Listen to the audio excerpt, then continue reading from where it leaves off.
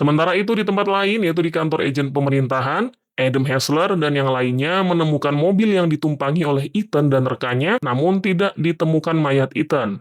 Dan anehnya, mereka juga tidak menemukan jejak DNA Ethan pada kendaraan tersebut. Adam lalu mengabarkan kepada Teresa, istri Ethan, bahwa Ethan mengalami kecelakaan dan mayatnya tidak ditemukan. Tapi Teresa justru menduga bahwa Ethan kembali berselingkuh dengan wanita lain, seperti yang pernah dia lakukan sebelumnya.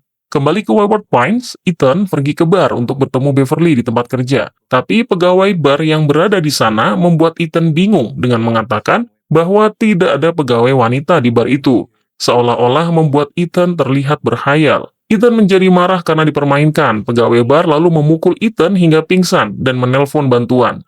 Ethan selanjutnya terbangun di ranjang rumah sakit dalam keadaan terikat, ditemani oleh pria yang mengenalkan dirinya sebagai Dr. Jenskin, seorang psikiater. Dr. Jenskin mengatakan bahwa Ethan mengalami masalah pada otaknya akibat kecelakaan dan harus segera dioperasi, dan tidak terima dengan paksaan operasi. Namun kemudian Pamela menyuntikkan obat bius pada Ethan. Saat Ethan akan dibawa ke ruang operasi, Beverly kemudian datang untuk menyelamatkan Ethan. Mereka kemudian berhasil kabur dengan melukai Pamela. Beverly lalu membawa Ethan ke pemakaman yang berada di dalam hutan. Ia juga menceritakan tentang dirinya sendiri bahwa setelah mengalami kecelakaan di tahun 1999, dia lalu terbangun di Wayward Pines. Menurutnya dia sudah 2 tahun di sana. Ethan merasa bingung karena yang Ethan ingat sebelum dirinya kecelakaan adalah tahun 2014.